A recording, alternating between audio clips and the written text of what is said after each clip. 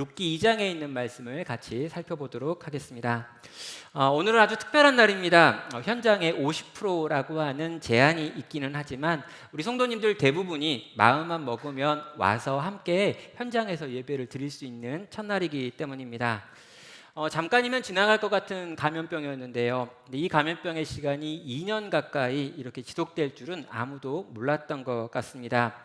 지금도 여전히 고통 가운데 있는 분들이 많고요. 아직 이 문제가 해결된 건 아니지만 우리 백신이 그래도 많이 보편화되어지고 치료제까지 나오는 상황에서 이제 일상으로 회복되어지는 이 첫 주를 지금 저희가 보내고 있습니다.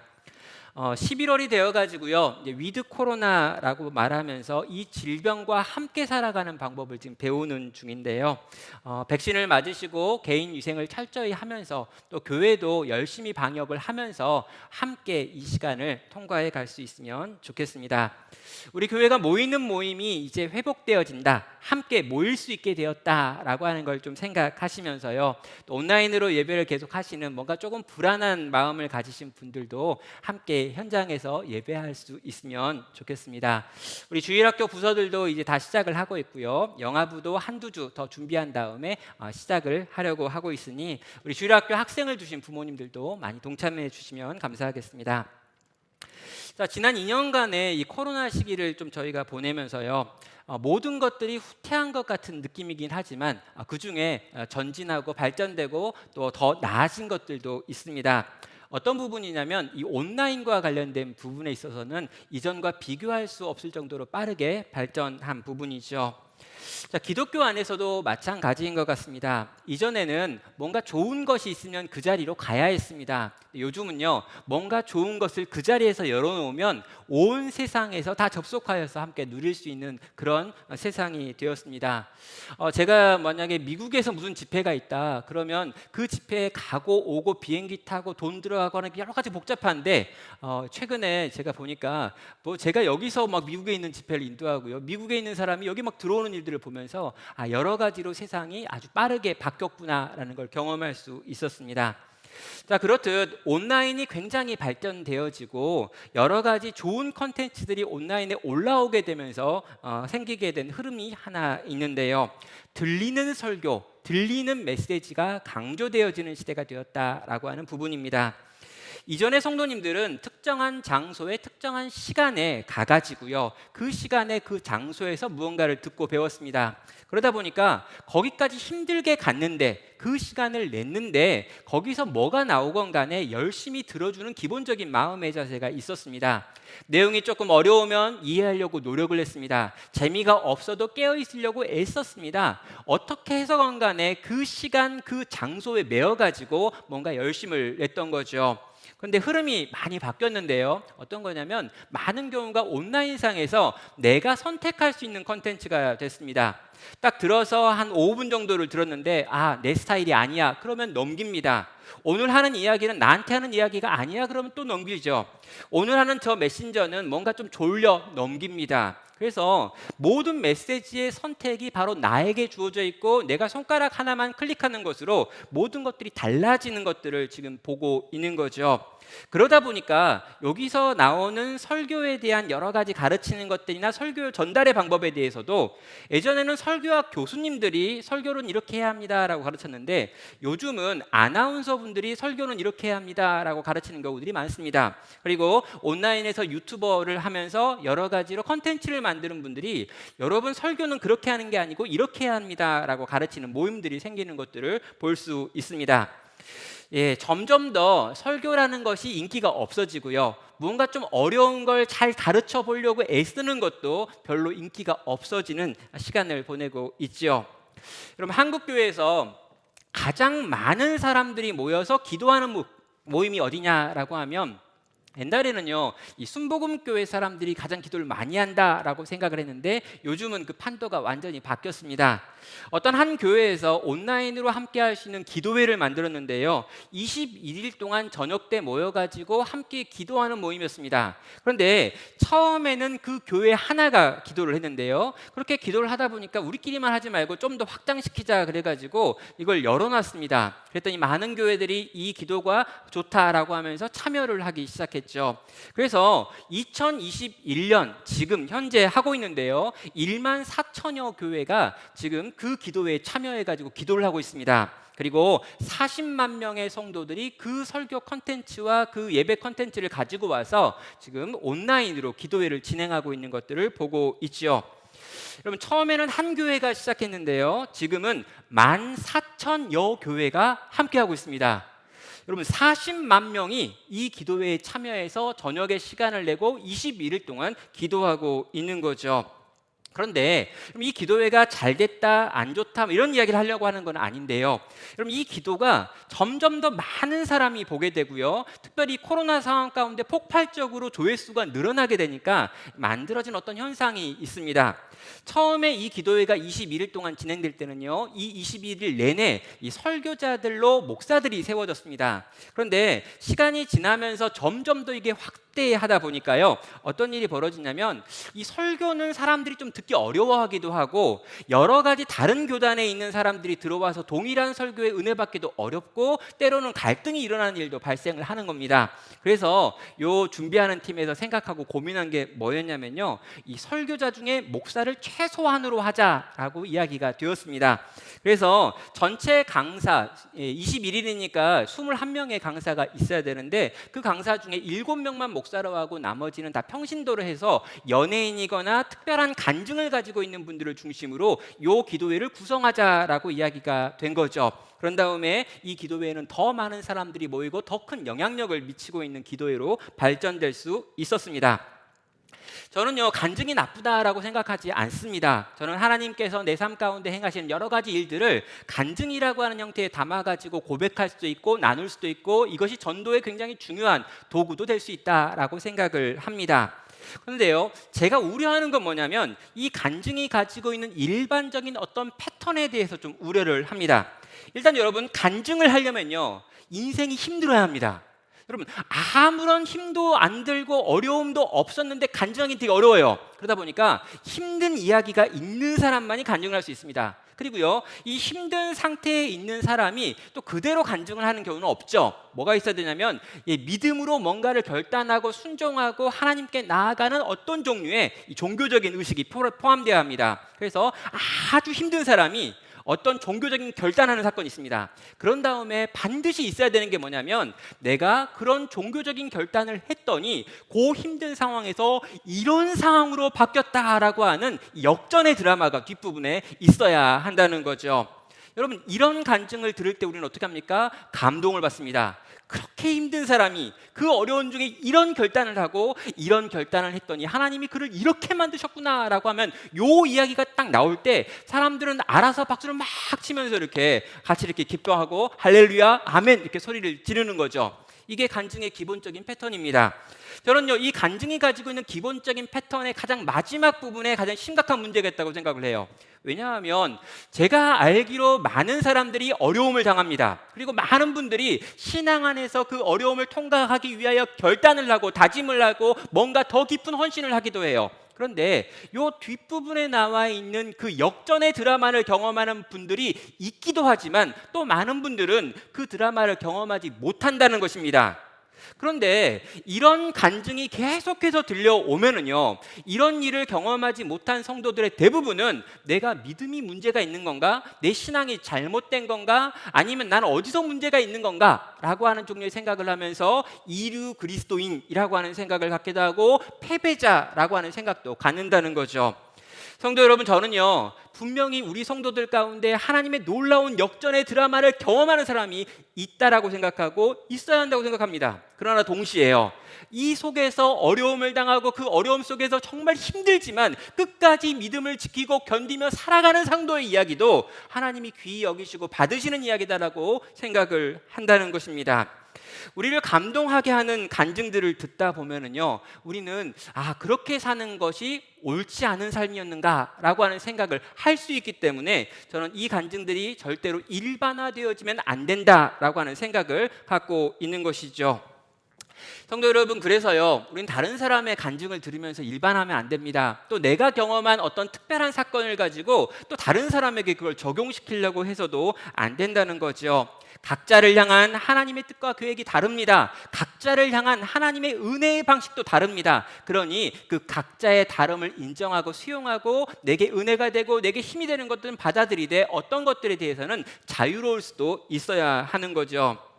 자, 그런 의미에서요, 저는 이 룻기 2장에 나와 있는 이 이야기를 오늘 살피기 전에요, 이 룻기 1장에 나와 있는 사건을 잠깐 정리해 보려고 합니다. 그럼 룻기 1장에 보면은요, 여기 나옴이라고 하는 여인이 등장합니다. 그런데 이 여인은요, 남편이 죽고 장성한 두 아들이 죽는 아주 비참함을 경험한 텅 비어 있는 상태로 1장에서 등장을 합니다. 자, 이 나옴이라고 하는 여인이 텅 빈 상태가 되었을 때 이 텅 빈 나옴이를 채우는 유일한 사람이 있는데 바로 룻이라고 하는 그의 며느리입니다. 예, 아들과 결혼해가지고 얼마 살지도 못하고 자식도 낳지 못한 이 젊은 며느리 한 명이 있었는데, 이 며느리가 이 시어머니인 나오미를 사랑해서 그를 품기로 하고요, 이 나오미와 함께 이제 베들레헴으로 돌아오는 이야기가 룻기 1장에 나와 있는 이야기입니다. 자, 이 룻기 1장에 있는 이 이야기는요, 어떤 신앙의 결단에 대한 얘기입니다. 나오미가 신앙으로 결단을 하고 룻이 신앙으로 결단을 해서 자기 고향으로 돌아오고 하나님 나라 백성 가운데 다시 돌아오는 이야기, 신앙으로 위대한 결단을 한 거죠. 텅 빈 상태, 정말 고통스러운 상태, 망해버린 상태에서 신앙의 위대한 결단을 하고 돌아온 것, 이게 룻기 1장의 마지막 이야기였습니다. 자, 여러분, 이런 이야기가 나오면요, 우리는 아주 자연스럽게 그들이 신앙으로 결단하여 돌아왔기 때문에 이제 그들은 복을 받을 것이다, 문제가 해결될 것이다, 다 잘 될 거야 라고 하는 생각으로 룻기 2장을 보게 되죠. 그런데 2장에는 그런 내용이 없습니다. 2장은 이렇게 말합니다. 2절에서 모압 여인 룻이 나오미에게 이르되 원하건대 내가 밭으로 가서 내게 누구에게 은혜를 입으면 그를 따라서 이삭을 주겠나이다 하니 나오미가 그에게 이르되 내 따라 갈지어다 하매라고 말합니다. 그럼 믿음으로 베들레헴에 돌아왔는데 베들레헴에 딱 돌아왔더니 거기에 아무것도 없는 겁니다. 그럼 이미 10년 전에 모든 걸 다 팔고 가버린 거예요. 거기 돌아갔더니 아무것도 남아있는 게 없어가지고 그 사회의 가장 빈민층이 하고 있는 이 떨어진 이삭 나달을 주워서 그걸 모아가지고 먹는 그 삶을 살아야 하는 것, 이게 나오미와 룻이 경험하게 된 상황이었습니다. 베들레헴은 보리를 추수하는 기간이었습니다. 그럼 추수하다 보면요, 이 밑에 떨어지는 나달이 있어요. 근데 이스라엘 사람들은 율법에 의하여 이 떨어지는 나달까지 챙겨가지는 말아라라고 하는 법이 있습니다. 이 떨어지는 나달은 거기서 가장 가난한 사람, 소출을 얻지 못한 사람들이 주워서 먹을 수 있는 사회 보장 제도 중에 일부였던 거죠. 그런데 바로 그 자리, 가장 비참한 자들, 가장 가난한 자들이 있는 그 자리로 나오미와 룻이 떨어져 버린 겁니다. 과연 그들에게 희망은 있는 것일까요? 정말 예수님을 믿고 정말 예수님을 믿는 믿음으로 돌아오고 신앙으로 돌아와서 하나님께 나오기만 하면 지금 내가 가지고 있는 이 어려운 상황이 해결될 거다라는 생각을 가지고 신앙의 자리로 돌아왔습니다. 정말 예수님을 믿고 정말 예배를 드리고 기도를 하고 뭔가 결단을 해서 믿음으로 순종하기로 했습니다. 그러면요, 문제가 해결돼야 될 것 같다라고 생각을 하는 거죠. 이제 내가 가지고 있는 이 어려움, 이 광야의 시간, 이 막막하고 답답한 것이 해결될 거야 라고 생각했는데, 오늘 본문에 보면은요, 룻도 나오미도 실제로 그것이 해결되지 않는 상황을 경험하고 있는 거고 더 비참해진 상황을 맛보고 있는 겁니다. 왜 그런 걸까요? 하나님께서 이 나오미와 룻에게 뭔가 다른 계획을 가지고 있었기 때문입니다. 자, 3절과 4절에 있는 내용을 보면은요, 하나님께서 이 사람들의 인생 가운데 개입하시는 걸 보여주고 있습니다. 3절은 말합니다. 룻이 가서 베는 자들을 따라 밭에서 이삭을 줍는데 우연히 엘리멜렉의 친족 보아스에게 속한 밭에 이르렀더라. 마침 보아스가 베들레헴에서 와서 베는 자들에게 이르되 여호와께서 너희와 함께 하시기를 원하노라 하니 그들이 대답하되 여호와께서 당신에게 복 주시기를 원하나이다 하느라라고 말합니다. 자, 여기 3절과 4절에 뭐가 있냐면요, 중요한 표현이 우연히 그 밭에 갔다라고 하는 표현과 마침 보아스가 그 밭에 이르렀다라고 하는 말이 연달아 나오고 있는 거죠. 여러분, 추수할 때 떨어지는 나달을 구하기 위하여 여러분 룻이 한 밭에 갔습니다. 막 추수를 하고 있으니까 그 추수한 밭에 들어가 가지고 따라다니면서 떨어진 나달을 줍고 있는 거죠. 근데 그 밭이 아주 우연히 그 시아버지 엘리멜렉의 친족 보아스네 밭이었다라고 말합니다. 아주 우연히요. 그런 다음에 보아스라고 하는 그 엘리멜렉의 친족이 마침 여러 밭이 있는데 그 밭 중에 이 룻이 나달을 줍고 있는 그 밭에 왔다라고 이야기하고 있습니다. 우연히와 마침이 만나는 자리가 바로 3절과 4절인 것이죠. 성도 여러분, 이건 정말 우연인 걸까요? 이건 정말 우연히 생긴 일일까요? 우리는 이런 부분을 보면서요, 생각을 해야 합니다. 이건 우연인가? 정말 우연인가? 마침인가? 아니라는 거죠. 하나님께서 하나님의 백성의 배후에서 일하고 계신다라고 하는 섭리를 믿는다면요, 우리는 이 우연과 마침이 하나님의 계획 속에 있는 거다라고 하는 걸 믿음으로 받아들일 수 있습니다. 여러분, 우연과 우연처럼 보이는 사건입니다. 그러나 이 이후에 이 배후에는요, 하나님이 계셨죠. 어떻게 우리가 이걸 알 수 있는 걸까요? 바로 우리들의 모습을 찬찬히 살펴보면 알 수 있습니다. 여러분, 우리가 얼마나 변화되기 어려운 사람입니까? 그런데 이 변화되기 어려운 사람이 지금 이 모양이 되어 있습니다. 그리고 이 과정에 어떤 사건들이 있었습니까? 우연과 우연처럼 보이는 여러 가지 사건들이 우리 인생 가운데 있었죠. 그리고 이 우연과 우연 같은 사건들을 통과하면서 우리는 지금 여기까지 와 있는 겁니다. 그리고 우연처럼 보이는 또 다른 사건들을 경험하면서 우리는 어디를 향해 가고 있습니까? 예수 그리스도를 닮아가는 성화의 삶을 살아가도록 지금 요구받고 있다는 거죠. 여러분, 우리는 결혼 같은 걸 생각할 때요, 내가 뭔가 많이 계획해가지고 또 생각을 하고 고민을 하고 판단을 해가지고 결혼을 했다라고 생각을 하십니다. 그러나 돌이켜 생각하면요, 아무 생각 없었습니다. 왜냐하면 그때 제가 바르게 생각했다면 그 결혼을 했을까라고 하는 생각이 드니까요. 그럼 진지하게 생각하고 잘 고민하고 잘 판단했다면 정말 이렇게 만났을까요? 아닙니다, 여러분. 대부분 우리는요, 우연과 우연 속에서 실수같이 만나가지고 이렇게 함께 살고 있습니다.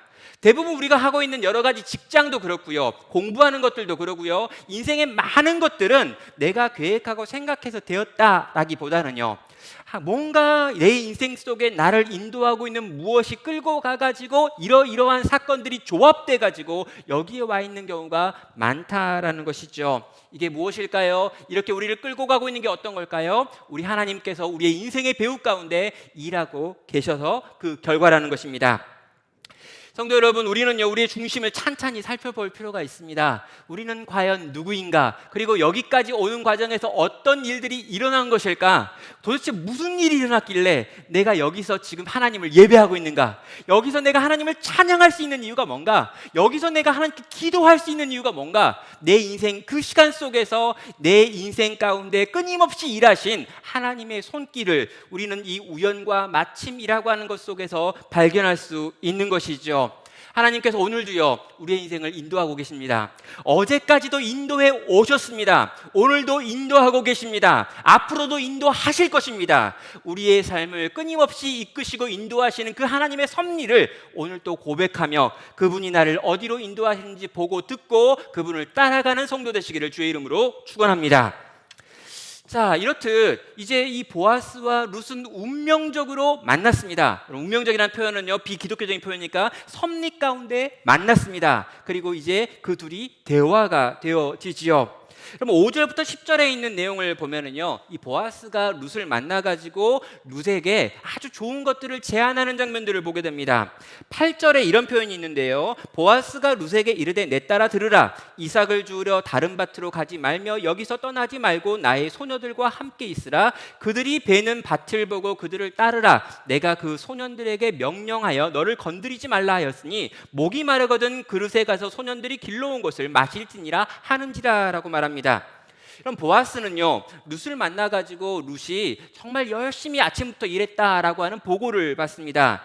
거기에 있는 다른 종들이 룻이라고 하는 이방에서 온 한 젊은 아이가 아침부터 지금까지 한 번밖에 안 쉬고 열심히 일해가지고 어떤 것들을 모았습니다라고 하는 말을 하는 걸 들었어요. 그런 다음에 직접 룻을 불러다가 이 세 가지를 권하고 있습니다. 첫째는 안정적인 수입을 약속하고요, 두 번째는 보호해주겠다라고 이야기하고요, 세 번째는 일반적인 복지를 제공하겠다라고 이야기를 하고 있습니다. 내 밭에서 추수가 끝날 때까지 계속해서 이삭을 줍는 일을 하면 좋겠어 라고 제안을 하고요. 그런 다음에 소년들에게 명령을 해가지고 절대로 널 건드리지 못하게 할게 라고 하는 보호에 대한 약속을 합니다. 마지막 세 번째는요, 이 떠온 물을 마시고 우리가 이제 이따가 같이 도시락 먹을 텐데 도시락 먹을 때 너도 와서 같이 밥 먹자 라고 하는 제안까지 하고 있는 거죠. 젊은 과부를 보호해 주겠다는 거고요. 이 젊은 과부의 먹을 것을 책임지겠다는 거고요. 일할 때 어렵지 않도록 도와주겠다라고 하는 말을 하고 있습니다. 여러분, 안정된 수입과 안전 그리고 복지, 이 세 가지가 뭡니까? 좋은 직장의 3요소가 아닌가요? 여러분, 지금 좋은 직장을 약속받는 겁니다. 그럼 방금 전까지는요, 그 집에 가가지고 그 집에서 떨어지는 이 나달을 줍는 거지였습니다. 그런데 나달을 줍는 신세에 있었던 이 여인을 바라보면서 한순간에 안정된 수입과 안전과 또 복지를 제공받는 어떤 좋은 직장, 물론 기간제긴 합니다. 여러분, 기간제죠. 요 곡식 추수가 끝나면 끝나니까. 아무튼 괜찮은 직장을 갑작스럽게 지금 제안받고 있는 요 이야기가 여기에 있는 겁니다. 성도 여러분, 하나님께서 룻이 하나님께 순종했기 때문에, 믿음으로 결단했기 때문에, 나오미를 잘 섬겼기 때문에 이런 복을 주시는 것일까요? 이삭이나 주우러 갔는데 거기서 좋은 취업이 되었다라고 하는 건요, 어찌 보면 좋은 이 간증의 소재가 될 수도 있는 것 같습니다.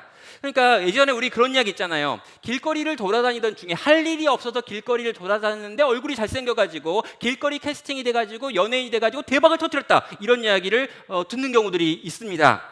여러분, 그런 거를 지금 우리가 경험하고 있는 걸까요? 룻이 지금 경험한 걸까요? 여러분, 정말 그런 이야기가 나오면요, 우리는 감동을 받고 정말 하나님이 하셨어요 라고 이야기하면서 감사를 할 겁니다. 그런데 오늘 이 룻이 보여주고 있는 태도를 보면은요, 이 룻은 이 엄청난 제안을 단번에 받아들이고 있지 않습니다. 10절을 보면요, 룻의 반응입니다. 룻이 엎드려 얼굴을 땅에 대고 절하며 그에게 이르되, 나는 이방 여인이거늘 당신이 어찌하여 내게 은혜를 베푸시며 나를 돌보시나이까 라고 하는 반문을 던지고 있습니다. 지금 룻은요, 보아스한테 당신은 나에게 이런 특별 대우를 약속하고 있는데 나한테 왜 이렇게 특별하게 대우하려고 하십니까? 라고 지금 질문을 하고 있는 거예요. 룻이 왜 이렇게 물어보는 걸까요? 또 이 물어보는 태도는 약간 뭔가 좀 이상한 것 같은데, 이 태도는 또 어떤 걸 포함하고 있는 걸까요? 여러분, 세상에 공짜가 있을까요? 그럼 우리가 공짜가 있다라고 생각하는 분들은요, 뭔가 아직 세상을 덜 사신 분입니다. 여러분, 세상을 조금만 살면요, 세상에 공짜가 없다는 걸 알게 되죠. 여러분, 세상은요, 무조건 자기들이 주는 것보다 그 이상의 것을 받아내는 곳입니다. 그렇다면요, 우리는요, 요 상황 속에서 이 룻이 도대체 룻에게 요구되어지는 것 아무것도 없는 상태에서 엄청난 복, 엄청나 보이는 특혜를 받는 것에 대하여 의심해 볼 필요가 있고 생각해 볼 필요가 있죠. 여러분, 지금 결혼을 하고요, 아이가 없는 상태로 과부가 된 룻의 나이는 몇 살일까요? 그럼 당시 문화를 생각해 보면요, 한 15에 결혼을 하니까요, 16이나 17이었을 겁니다. 그러니까 아직 10대예요. 지금 17살이 누구냐 그러면요, 저희 집 딸이 17살이거든요. 고등학교 1학년. 여러분, 이 고등학교 1학년밖에 안 되는 10대의 젊은 과부, 외국에서 온 여인이 있습니다. 아무의 보호도 받지 못해요. 그런데 이런 여인이 하나 있는데, 여러분, 한 50대에 그 마을에 유지 돈이 많아. 근데 돈이 많은데 혼자 살아요. 돈이 많은데 혼자 사는 이 부유한 어떤 아저씨가 와가지고요, 여러분, 10대의 과부한테 내가 너 잘해줄게 이런 거예요. 그리고 우리 집에 와서 살래? 이런 얘기 하는 거죠. 왜요? 그랬더니 딸 같아서. 여러분, 딸 같아서 그런 걸까요? 사랑하는 성도 여러분, 절대 딸이라면 이렇게 안 합니다. 여러분, 딸 같아서 이면 다 거짓말이죠. 여러분, 이 이야기는요, 실제로 룻이 듣기에도 뭔가 좀 이상한 거예요. 나한테 이렇게 잘해줄 이유가 없는데 왜 저 사람은 나한테 잘해줄까라고 의심한 거죠. 그래서 10절에서 그에게 물어본 겁니다. 나는 이방 여인인데 이 이방 여인에게 당신은 어찌하여 은혜를 베푸시고 나를 돌보겠다고 말합니까? 라고 지금 반문하고 있는 거죠. 성도 여러분, 우리는요, 비둘기처럼 순전해야 하지만 뱀처럼 지혜로울 필요가 있습니다. 그럼 이건요, 지금 작업 들어오는 것과 비슷한 느낌이기 때문입니다. 여러분, 이런 사람들의 단골 멘트가 있죠. 절대로 이런 멘트에 넘어가서는 안 된다는 것입니다. 룻은요, 자기에게 이렇게 특별 대우하는 이유가 뭐냐고 아주 구체적이고 당당하게 묻고 있습니다. 나는 순진하지 않아요. 나는 세상이 공짜라는 걸 믿지 않습니다. 나는 진지하게 당신이 나에게 뭘 잘해준다면 그 이후에 또 다른 무언가를 요구할 거라는 걸 알고 있어요. 혹시 무슨 의도로 나한테 그렇게 하십니까? 라고 지금 반문하고 있는 거죠.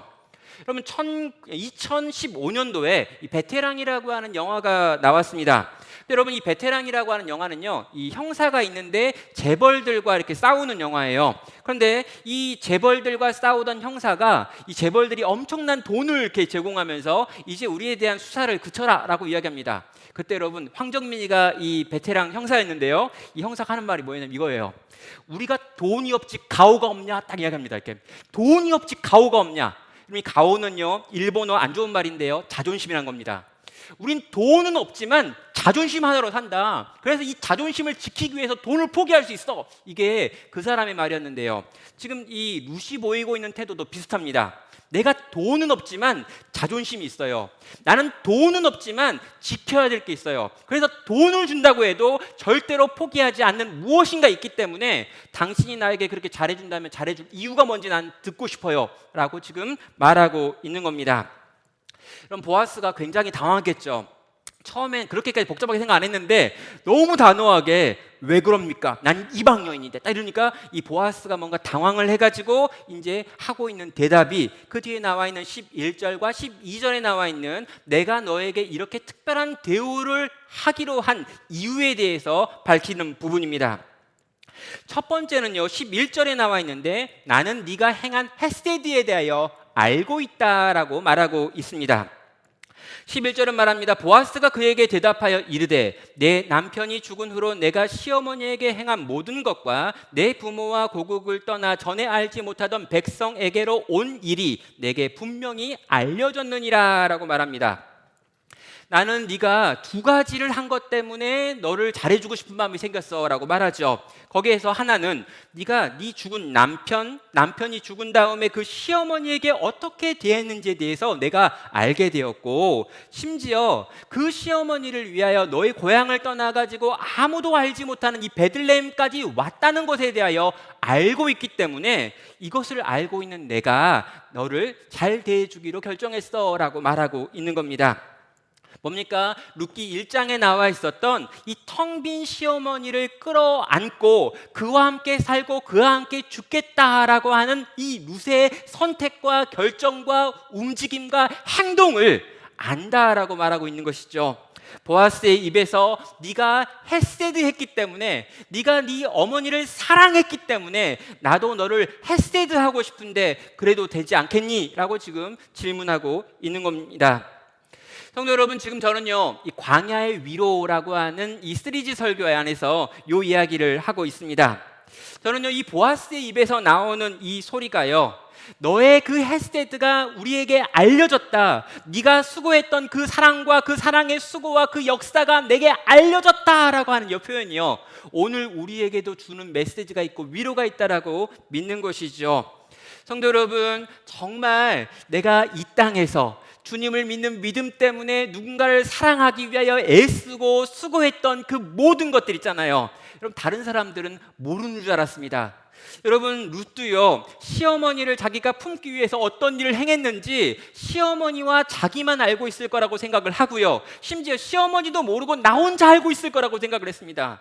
내가 그렇게 열심히 그렇게 많은 걸 희생해서 그렇게 수고로이 이 일을 했지만 이 일에 대하여 아는 이가 아무도 없을 거야 라고 생각했어요. 근데 여러분, 이 예수 그리스도를 예표하고 있고 하나님을 상징하고 있는 보아스라고 하는 인물이 그 입을 열어가지고 네가 수고했던 그 모든 걸 안다, 네가 헤세드했던 그 모든 걸 안다, 네가 텅 빈 그 시어머니를 끌어안았던 걸 내가 안다, 그 시어머니를 위해서 그 먼 곳에서 여기까지 온 것에 대하여 내가 안다라고 말씀하고 있는 것이죠.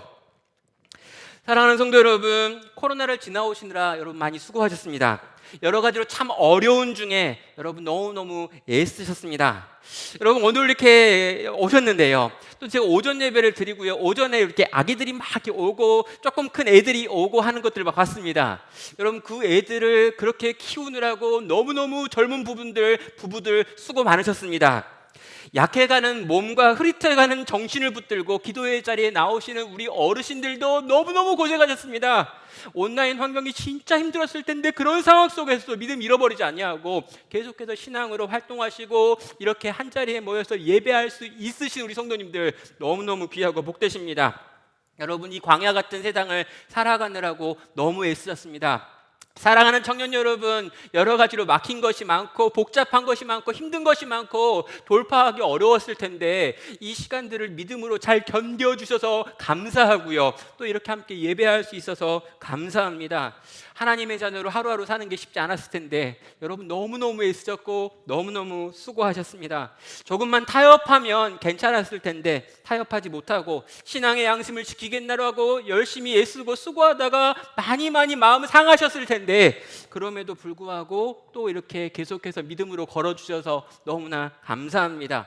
여러분, 우리 주님이 다 알고 계십니다.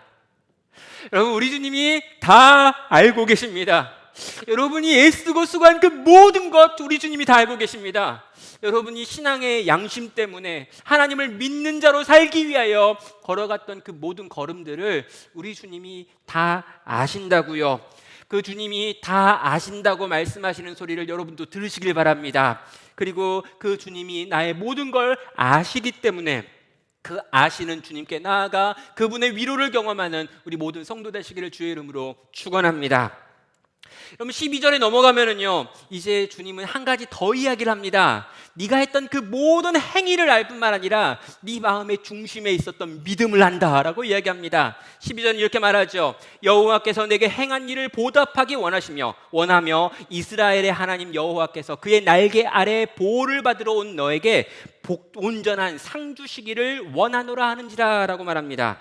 그럼 보아스가 하는 축복의 말이 뭐냐면요, 하나님께서 너의 행한 것을 보답하시기 원한다라고 말씀하셨고요, 또 온전한 상 주시기를 원한다라고 말합니다. 두 가지 축복이죠. 그런데요, 이 두 가지 축복에 아주 독특한 표현 하나가 끼어 있습니다. 무엇입니까? 그의 날개 아래 보호를 받으러 온 너에게라고 하는 표현이 들어있지요.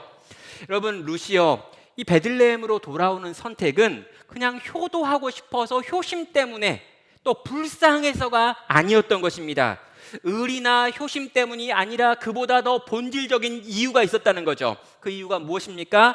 그의 날개 아래 보호를 받으러 오고 싶어하는 마음이었습니다. 여기 나오는 그는 여호와 하나님이죠. 여호와 하나님의 은혜의 날개 그늘 아래 내가 들어가고 싶어서 네가 그 베들레헴으로 옮겨왔다는 걸 이 보아스가 정확하게 알고 그에게 복 주시기를 구하고 있는 겁니다.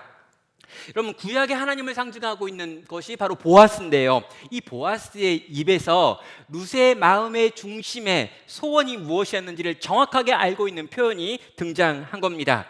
그럼 룻은요, 결혼을 통해서 이스라엘 백성 가운데 들어갔습니다. 근데 여러분, 이스라엘 백성 가운데 들어가고 그 집의 자녀가 되고 그 집의 며느리가 되니까요, 그 집의 신앙을 알게 되었죠. 근데 여러분, 그 집의 신앙이 엉망입니다. 엘리멜렉도 신앙이 별로 안 좋았고요, 나오미의 신앙도 별로 안 좋습니다. 그리고 그 두 자식들도 별로 그렇게 신앙이 좋지 않았을 겁니다.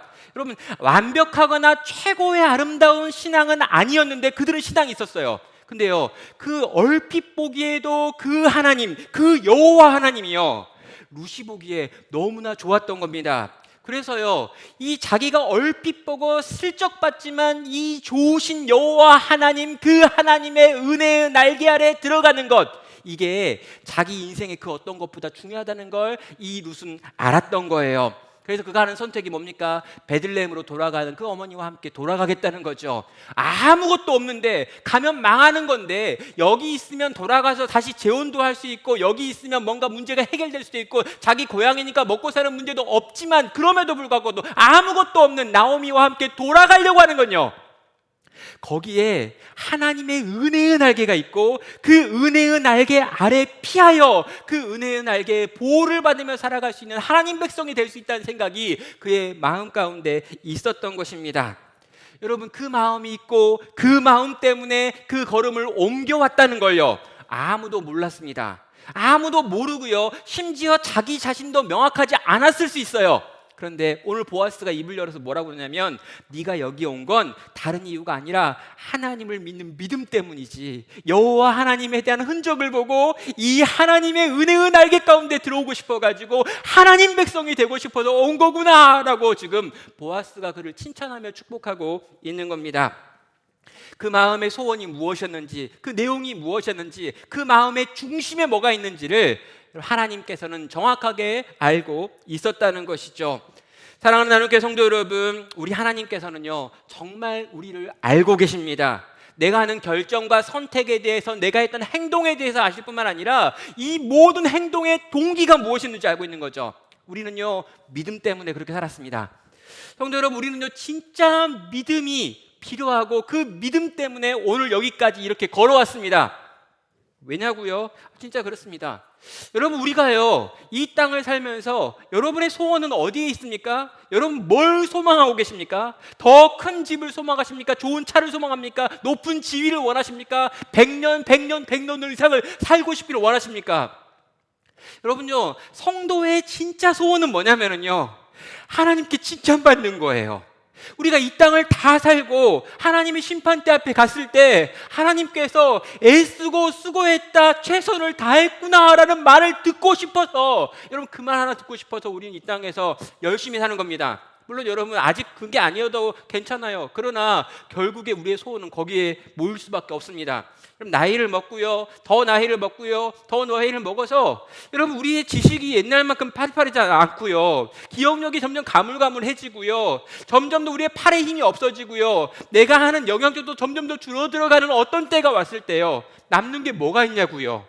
여러분 모든 게 사라지고 남는 건 딱 하나밖에 없습니다. 우리 주님 내 인생 뭐라고 보실까? 우리 주님 내가 살았던 평생의 삶을 어떻게 판단하실까? 그분의 심판대 앞에서 나는 어떻게 평가받을까? 요거 하나 남는다는 거죠. 여러분 그때 여러분 그 하나님 보시기에 좋은 삶을, 오늘이라고 하는 지금 살아냈던 그 모든 수고와 애썼던 것들을 보시면서 우리 주님이 말씀하신다는 거죠. 네가 했던 그 선택, 네가 했던 그 결단, 네가 했던 그 움직임, 네가 했던 그 모든 손해보는 것들 다 나를 보고 나 때문에 나를 위해 한 것들이었구나라고 우리 인생을 보고 계신다는 것입니다. 사랑하는 성도 여러분, 우리 주님은 우리의 마음을 정확하게 알고 계십니다. 우리의 마음을 완전하게 아시는 분은 이 주님밖에 없습니다. 그분은 우리의 행함뿐만 아니라 우리의 소망까지 알고 계신 분입니다. 그리고 그 모든 것을 다 알고 계신 분께서 오늘 우리와 지금 함께하고 계신다는 거죠. 여러분 이 두 이야기를요 무슨 들었습니다. 내가 했던 모든 걸 알고 있고 내 마음의 중심의 동기가 무엇인지 하나님이 알고 계신다, 이걸 깨달은 거죠. 그럼 이걸 깨달은 다음에 루시하는 고백이 무엇일까요? 13절입니다. 루시 이르되 내 주여 내가 당신께 은혜 입기를 원하나이다. 나는 당신의 하녀 중에 하나와도 같이 못하오나 당신이 이 하녀를 위로하시고 마음을 기쁘게 하는 말씀을 하셨나이다 라고 말합니다. 여러분 룻은요 보아스에게 세 가지를 이미 받았다고 이야기했어요. 여러분 안정된 직장을 약속받았고요, 보호를 약속받았고요, 복지를 약속받았습니다. 근데 여러분 이 세 가지를 약속받을 때 이렇게 감격하지 않았어요. 근데 여러분 이 세 가지에 대한 보장을 이야기했을 때 그는 그렇게 크게 감동하지 않았습니다. 왜 그런 일을 나한테 하려고 하지요? 라고 반문했죠. 그런데 이 보아스가 네가 가지고 있는 모든 행동과 네가 가지고 있는 그 마음의 중심을 다 하나님이 안다라고 이야기했을 때, 여러분 그 이야기가 들려졌다라는 말을 했을 때요, 지금 이 룻은요 하나님께 이 보아스를 바라보면서 이 나를 위로하시고 마음을 기쁘게 하는 말씀을 하셨습니다 라고 말하면서 감격해하며 감사를 표현하고 있는 겁니다. 여러분 이게요 이 룻이 하고 있는 고백이고 룻이 받은 위로의 내용이 되는 것이죠. 당신의 축복은 내 마음을 위로했고 당신의 그 말씀으로 인하여 내 마음이 참으로 기쁘게 되었습니다. 룻은 지금 하나님의 위로를 받은 것입니다.